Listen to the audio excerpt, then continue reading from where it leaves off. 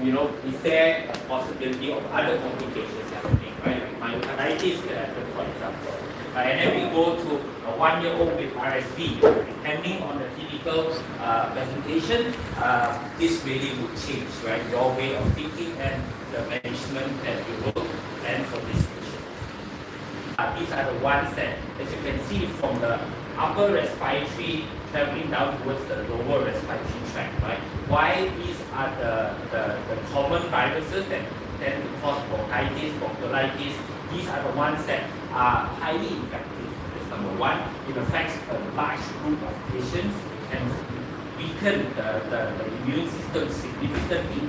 And not to forget the atypical bacteria, right, that they do not want to miss, right? Because these are the ones that will produce some difficult challenges in deciding on what kind of antimicrobial treatment they want to do, right? The reason being why the common bacteria are not included into this type of panel is because, yes, common bacteria usually would respond very well to common treatments, right? So you give broad antibiotics, or maybe patient would have been taking something like that from the GP that they've seen, which should have solved their problem, but they still come into the hospital, they're getting worse, they're not getting any better. You should think differently.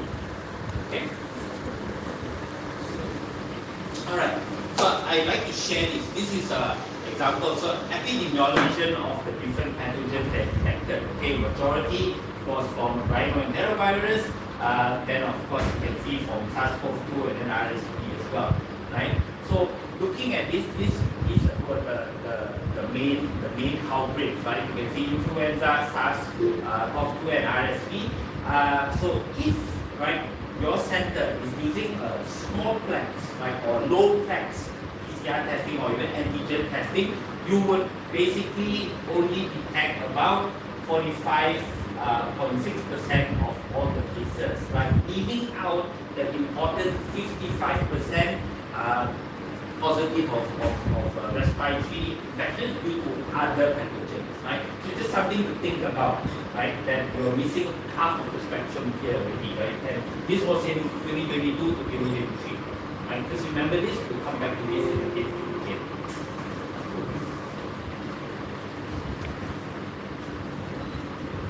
Okay, so I get asked this question very, very frequently as well, right? When we talk about a respiratory season that's coming up, are we actually seeing bacterial pathogens on the rise causing respiratory tract infections? Yes, I mean, you've seen this a lot of times already. There were reports, mycoplasma pneumonia was on the rise. It happened on a global scale, started in China, went to Europe, multiple countries were reporting increased cases of mycoplasma pneumonia, right? And then suddenly you see, human metapneumovirus as well was on the rise, right? The reason being why all these why the human metapneumovirus was in the picture is because of the severity, the number of severity cases that were being picked up, especially in China and for parts of Asia. Right? So again, I think when they say bacterial pathogens are on the rise, it usually would mention the atypical bacteria here, right? Candidophylla pneumonia, mycoplasma, definitely on the list. Legionella and hemophilia is another one that you don't want to miss, and of course, Bordetella pertussis as well. Okay, so namely these atypical bacteria, they are very difficult for us to grow, right? It's very fastidious, requires a special media, specialties to actually culture and grow it, and that's why the current gold standard to actually determine or detect these atypical bacteria actually is through PCR. Okay. So just quick one to share this. I think this is very significant. This study was done, published, done in Spain. It was published in June 2024. It's a multi-center retrospective observational studies in Spain, but this is the power of the highlight, right, of how they detected, right, the confirmatory part for mycoplasma pneumonia. As you can see, for mycoplasma pneumonia PCR, right, the detection here is at 96%. So very accurate, and sensitive. Right? However, so for those that are, for other people that are using, well, other centers are using serology, right, IgM, for detection of mycoplasma. I know we tend to do that a lot. You can see the true detection rates here are actually extremely low, below 50%. Right? So again, the main highlight, use PCR techniques to detect mycoplasma in the urine. Right? That is absolutely important. Now this, I think you might find a bit interesting. This was during the height of the human metapneumovirus outbreak. Right? So we actually see that there were numerous studies looking at children as well. They wanted to see what were the risk factors. Number one, for severe disease, if you have human metapneumovirus plus an RSV co-infection. Right? And then they did show that it is shown that children are more susceptible to it, and of course increased severity. And of course, here again, the different features of human metapneumovirus in children. So from this study, what I found is, if you look at, right, the different genotype, right, of human metapneumovirus A and type B, right, you can see that more common is A, but for B, the B genotype, you can see severity is actually much higher than A. It's good to know something like this. Unfortunately, our panel does not differentiate between human metapneumovirus A and B, but it's something that perhaps might pique your interest. Another point here, when we're talking about severity with or without RSV co-infection, one thing I found that is quite interesting here. With RSV co-infection, right, you can see here that it tends to be, if we look at the picture, right, a full blood picture here, leukocyte count is on the low, CRP is not really elevated. It looks more viral, right? However, the ICU admission rate is still higher, right? Because severity obviously will be back. So if you think about it, you have a patient coming in, you test for RSV is positive, but they might be human metapneumovirus. After 24 hours, suddenly patient is getting worse, is deteriorating. Maybe this could be the answer, right? So think about that. Now, how about those without RSV infection? So patient has human metapneumovirus. What was interesting is, if you do a full blood count, right, and they will do a test without detecting human metapneumovirus, you will actually see the base CRP quite significant, right? Thinking, right, or giving the impression to clinicians this is a bacterial infection, or which antimicrobials, antibiotics might be started, which is absolutely not indicated, right? So interesting. Now, this is regarding adenoviruses. I think in India you did come across this, there's an outbreak here. Again, I think a lot of you are already quite familiar with this. Adenovirus infection can mimic bacterial infections, and that's why, through elevated CRP, elevated procalcitonin levels, a lot of clinicians tend to over-prescribe and start antibiotics early for the patient. So from this study, right, you can see 77%, right, of children that had adenovirus infections here were treated with antibiotics, and there were actually poor clinical improvements within the 28 to 48 hours. Right? So this again highlights the point that there are more and more viruses out there now that mimics, right, or give the impression to a lot of clinicians that they are bacterial infection. However, it is more of a viral disease. Okay. Let's go back to the atypical. Right, we're talking about Bordetella pertussis. I think you have probably dealt with this quite often as well. Nevertheless, Bordetella pertussis is highly contagious. Everyone, not just the patients, will definitely need prophylaxis.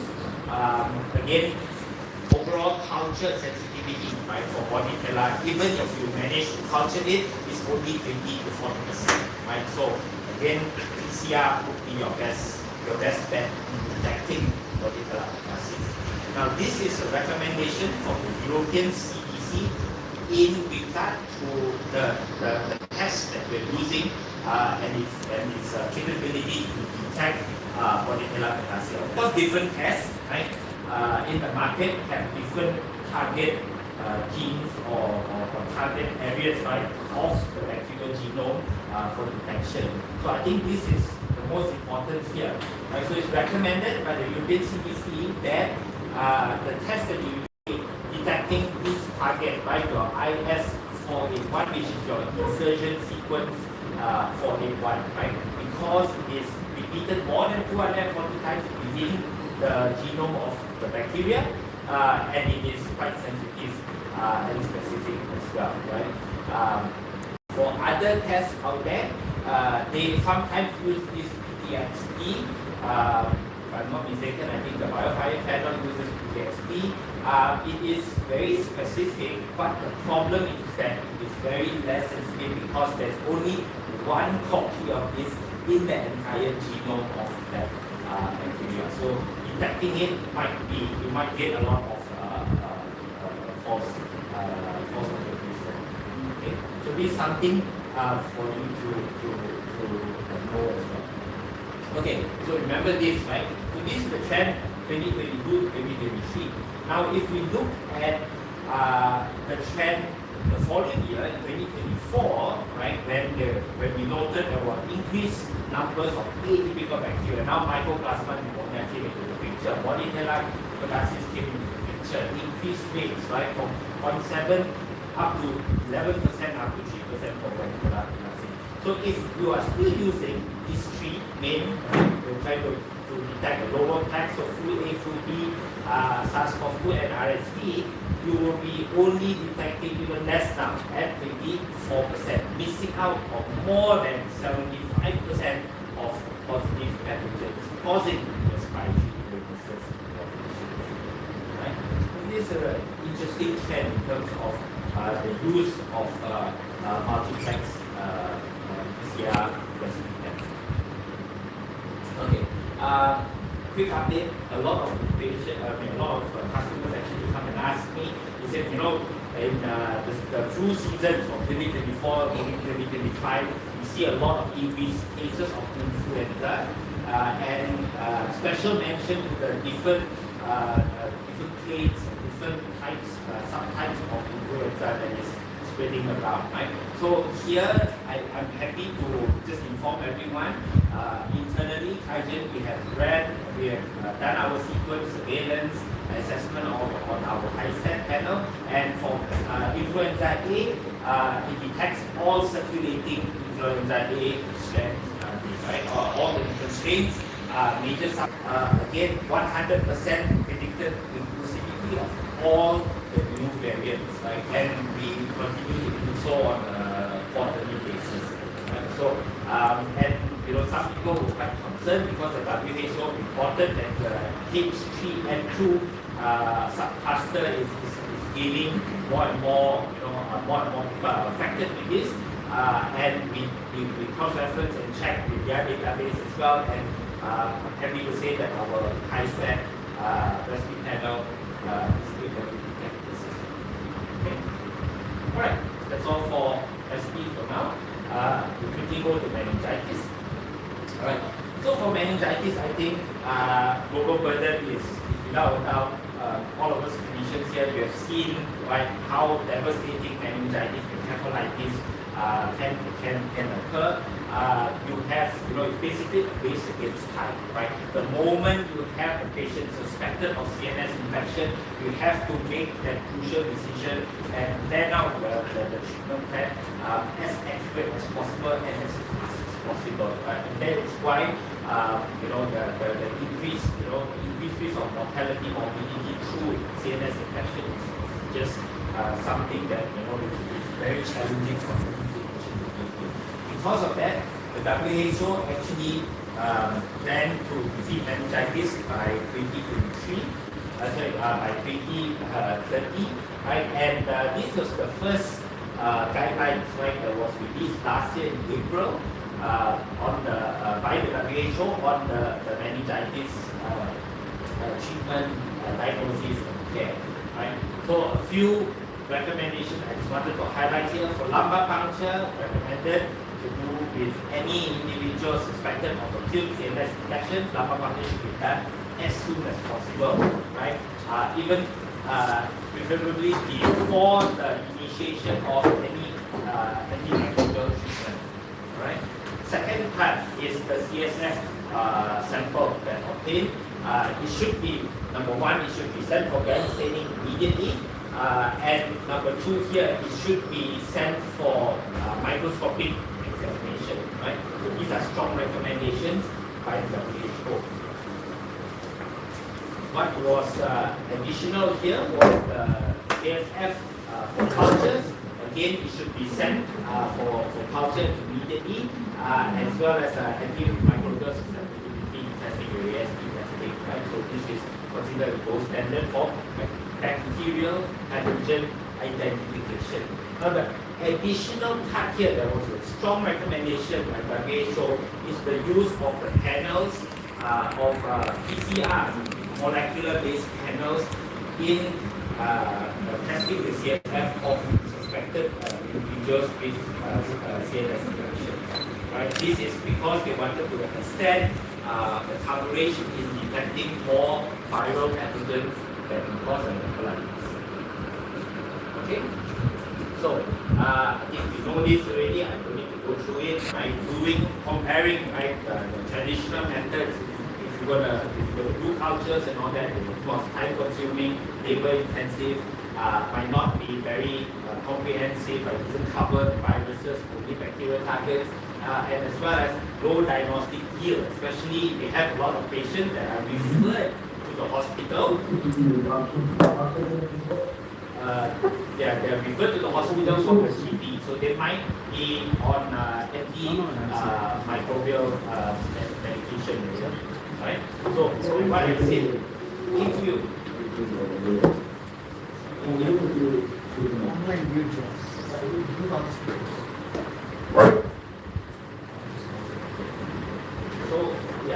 so like what I mentioned, right? So patients that come into the hospital pre-treated with antibiotics, usually the culture sensitivity is only about 60 to 80%. Right? So that's giving, good that bacterial CNS infections. You will see increased white cell counts. You will see, increased differentiated white cells to polymorphonuclear type of cells. You will see increased protein, reduced glucose in bacteria. This is very clear, quite easy to tell. Right? However, nowadays when you look at viruses, this is the problem, right? It can be normal across the board, right? So even if you have a CSF sample that microscopically you do not see any changes, still does not rule out a viral pathogen in the CSF. Okay, and this is extremely important, especially in the pediatric population and pediatric samples. Now this is a case report study, came out only the end of last year from Malaysia that I think is very interesting. So it's on this 53-year-old gentleman, HIV, HIV. So he actually presented with acute neurological symptoms, right-sided weakness, unsteady gait, seizures, and altered speech. So it does sound like he got stroke. Right? And noted as well as previous history, he had cryptococcal meningitis. He was diagnosed with that before, so the clinicians thought that he had a relapse. Right? And then they did an LT for him. They showed the CSF sample showed hypo, low glucose, elevated protein. So it sounds like persistent with the cryptococcal infection, right? And cryptococcal antigen was positive. Right? So he gave antifungal therapy, but the neuro condition remained the same, no change at all. So then you think about it, what happened, right? So further investigation, they actually used our high-step meningitis panel, and they detected surprising HSV1 DNA in the CSF, and they confirming that the patient actually suffered from HSV1 encephalitis. Right? MRI brain, you can see they did found some multifocal infarcts, vasculitis, things that actually sort of mimic ischemic stroke, right? On ophthalmic assessment, although the patient did not complain of any visual disturbances, they found this progressive outer retinal necrosis, right? And they actually took the vitreous fluid for that, and they confirmed that it was HSV1 detected. So in this case, what I wanted to highlight is number one, like what we said, right? So sometimes things are not as seen, right? Although look more like a patient had the typical signs of typical microscopic findings of low CSF count, low glucose and elevated protein. Still, our high-step panel was able to detect HSV1 in this case, right? Especially in those immunocompromised patients. Right? The authors of this study they highlight that our panel have high and negative percentage agreements. Performance was good, and of course, right, like what I mentioned, again, looking at sometimes atypical circumstances, right? A normal CSF does not mean there's no virus, right? And detection using panels like the high-step meningitis panel actually makes it more visible than classic sense also. Okay. So this is the panel. If you haven't seen it yet, if you why I put the red box there is because I wanted to highlight the unique feature of our panel. Other panels out in the market does not have the coverage of mycoplasma pneumonia and Streptococcus pyogenes. Right? Why these two, you might ask? Number one, because for mycoplasma pneumonia, without doubt, PCR is still a faster method, a more accurate method of detecting confirming mycoplasma pneumonia, especially in the pediatric elderly populations. For Streptococcus pyogenes,